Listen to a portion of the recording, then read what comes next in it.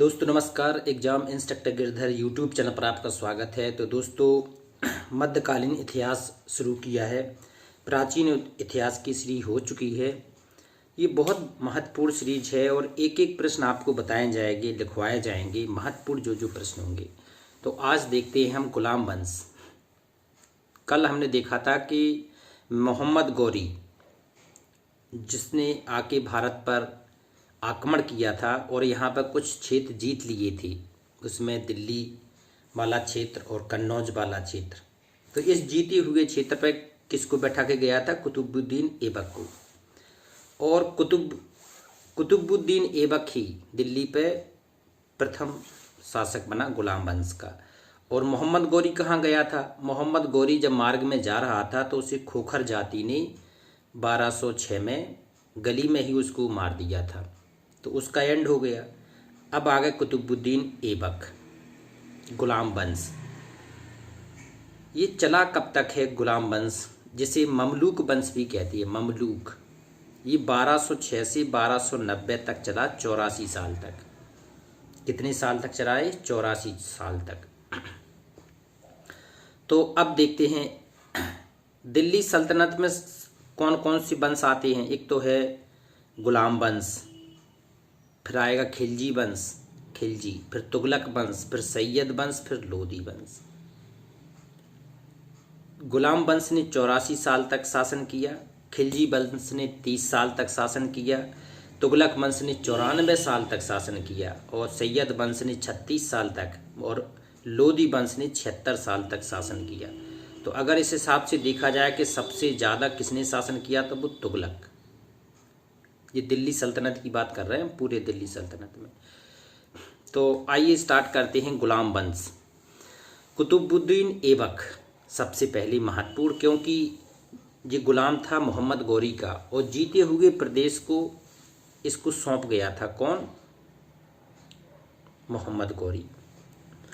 तो अब इसके बारे में थोड़ा लिखते जाओ, अगर लिखना हो तो। ऐबक का जन्म हुआ था तुर्किस्तान में हुआ था। कहाँ हुआ था? तुर्किस्तान में। यह तुर्क जनजाति का था। कौन सी जनजाति का था? ये तुर्क जनजाति का था ऐबक, कुतुबुद्दीन ऐबक। बचपन में परिवार से बिछड़ने के कारण परिवार से बिछड़ गया था ये। तो क्या हो गया था? ये दास हो गया था। कई लोगों ने इसको खरीदा था, कुतुबुद्दीन ऐबक को। अब देखो इसकी किस्मत कहाँ से कहाँ ले आई। कहाँ ये दास था, ऐसे लोग खरीद रहे थे। अब ये क्या हो गया? खुद सम्राट बन गया, राजा बन गया और दिल्ली के गद्दी पे बैठा। बताओ इसकी किस्मत ने कैसे करवट ली है।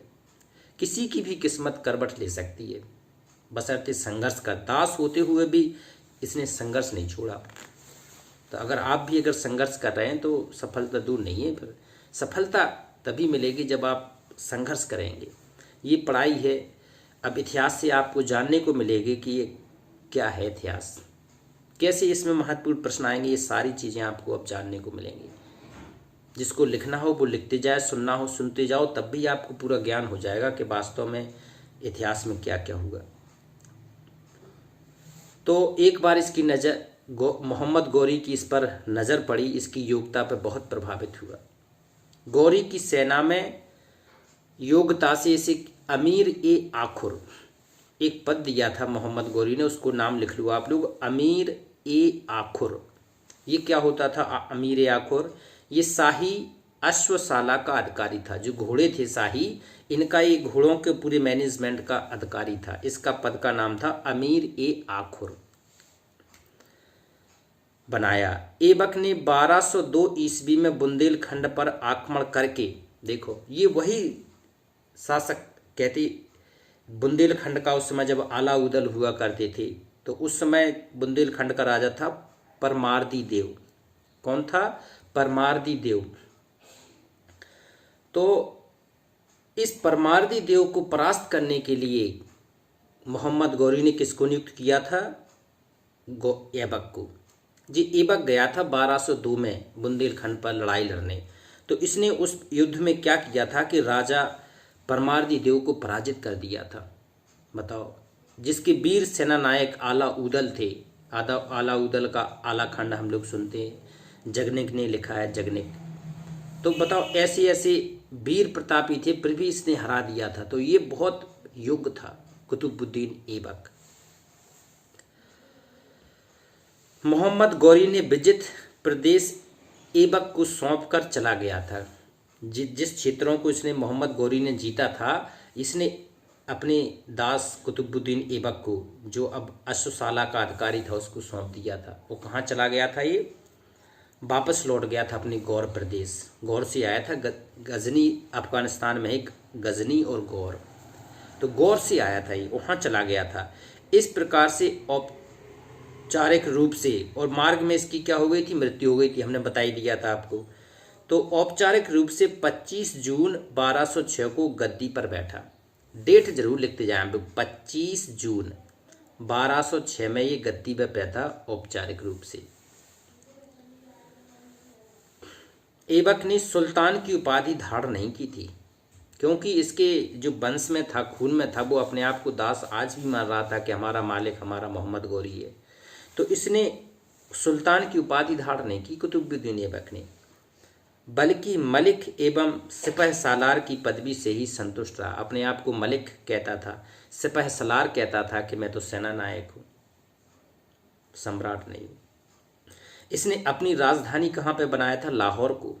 कुतुबुद्दीन ऐबक ने लाहौर को अपनी राजधानी बनाया।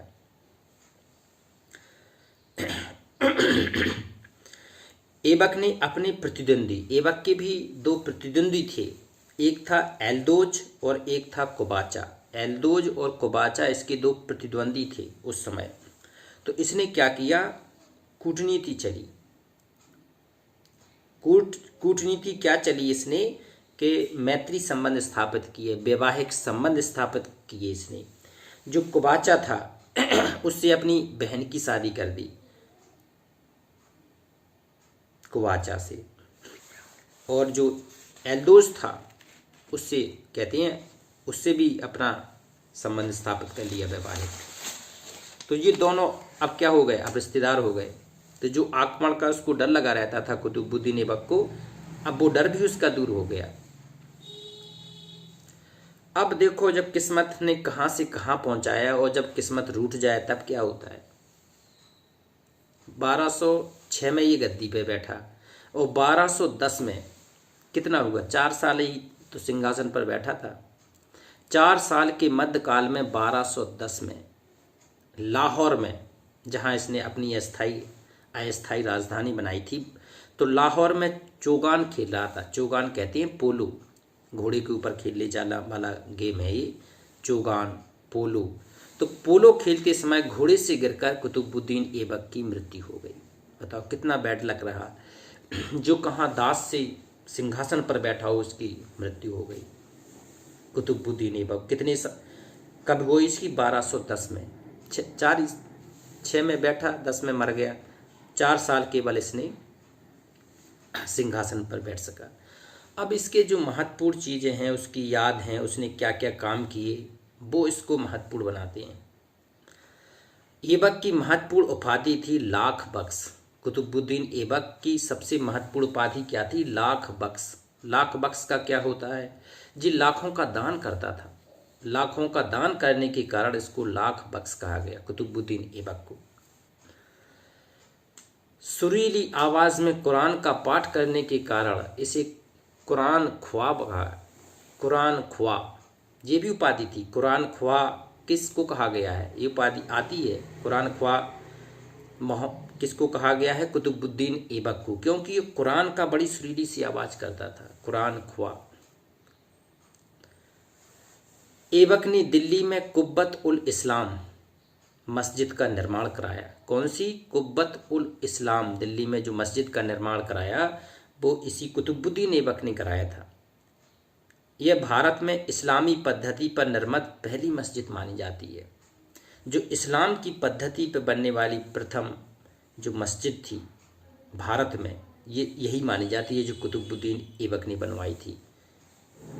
नाम क्या था उसका? कुब्बत उल इस्लाम। ये नाम भी लिखते जाएं आप लोग, बिल्कुल धीमे धीमे पढ़ा रहा हूँ हम। अगर आप चाहें तो पेन लेके बैठ जाओ और एक एक चीज़ नोट कर दे जाओ। ये बिल्कुल जो हमने जो नोट्स बनाए थे ना, और ये नोट्स कहती है मैंने जो ऑथराइज किताब हैं, बुक्स हैं, उनसे लिख के बनाए हैं, जो एग्ज़ाम में आते हैं। कोई भी आप एग्ज़ाम देख लो, चाहे PCS देख लो, IAS देख लो, या आप अगर खंड शिक्षा अधिकारी दे रहे हैं, समीक्षा अधिकारी दे रहे हैं, कोई भी अगर आप वनडे एग्ज़ाम दे रहे हैं, ऐसा नहीं होता कि इतिहास ना हो। और अगर आपने ये सीरीज हमारी सुन ली, देख ली, तो इतिहास में आप परपक्व हो जाएंगे बिल्कुल। तो इस्लामी पद्धति की पहली मस्जिद कौन थी? कुब्बत उल इस्लाम, जो कुतुबुद्दीन ऐबक ने बनवाई थी दिल्ली में। कुतुबुद्दीन ऐबक ने अजमेर में एक 2.5 दिन का झोपड़ा नामक मस्जिद का निर्माण कराया। 2.5 दिन का, कहते हैं इसको 2.5 दिन में बनाया था कुतुबुद्दीन ऐबक ने अजमेर में, इसलिए 2.5 दिन का झोपड़ा कहा जाता है इसे। ऐबक ने एक सूफी संत थे, ख्वाजा कुतुबुद्दीन बख्तियार काकी।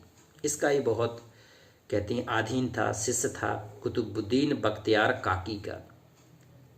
सूफी संत थे, क्या नाम था उनका? इसी के नाम पर था, इसका कुतुबुद्दीन ऐबक था, तो इसके गुरु का नाम था कुतुबुद्दीन बख्तियार काकी, ख्वाजा कुतुबुद्दीन बख्तियार काकी।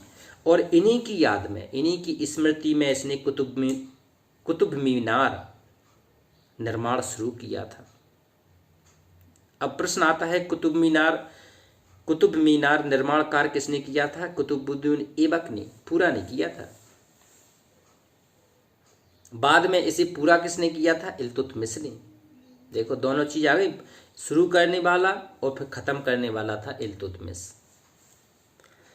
ऐबक के कोई पुत्र ना होने के, कोई पुत्र नहीं था इसका, कुतुबुद्दीन ऐबक का कोई पुत्र ना होने से तुर्क अमीरों ने आराम शाह को गद्दी पर बैठाया। इसका कोई पुत्र नहीं था, तो आराम शाह को अमीरों ने गद्दी पर बैठाया।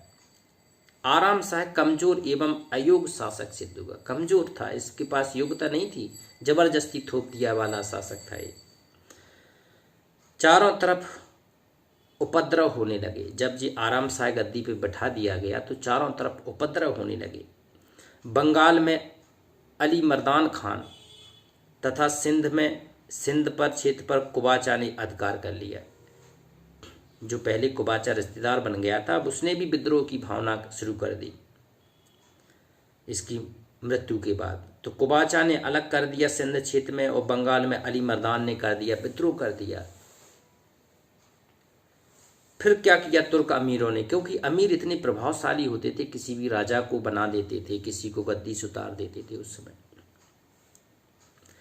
तुर्क अमीरों के प्रमुख अली इस्माइल ने बदायूं के सूबेदार इल्तुतमिश के नेतृत्व पर दिल्ली पर आक्रमण कर आराम शाह की हत्या कर दी। अब टर्निंग पॉइंट यह आया, कमजोर था आराम शाह, और उसी एक अमीरों का गुट था, उसके नेतृत्व में एक था अली इस्माइल। तो इसने कहां से बुलाया? बदायूं से बुलाया। प्रश्न आता है कि जब ये गद्दी पर नहीं बैठा था इल्तुतमिश, तो ये कहाँ का सूबेदार था? ये एग्जाम में आता है, तो आपको लिखना है ये इल्तुतमिश उस समय बदायूं का सूबेदार था। बदायूं दिल्ली पर आक्रमण कर आराम शाह की हत्या कर दी और दिल्ली का सुल्तान बन बैठा। कौन? इल्तुतमिश। तो अब हम इल्तुतमिश देखेंगे। इसके बारे में कहा है डॉक्टर RP त्रिपाठी ने कि इल्तुतमिश को दिल्ली सल्तनत का वास्तविक संस्थापक माना है।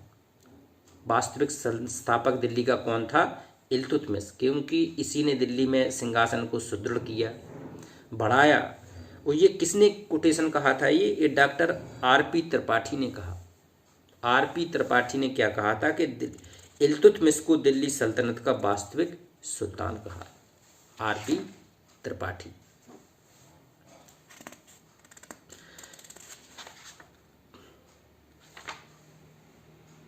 अब इल्तुतमिश और रजिया नेक्स्ट वीडियो में देखेंगे। नमस्कार। जुड़े रहें, जो नए हैं इसको चैनल को सब्सक्राइब कर लें। आपको पूरा सारे टॉपिक बाय टॉपिक पढ़ाएंगे, इसी तरह लिखवाते जाएंगे आपको, और पूरा प्रैक्टिस आपकी हो जाएगी। नमस्कार।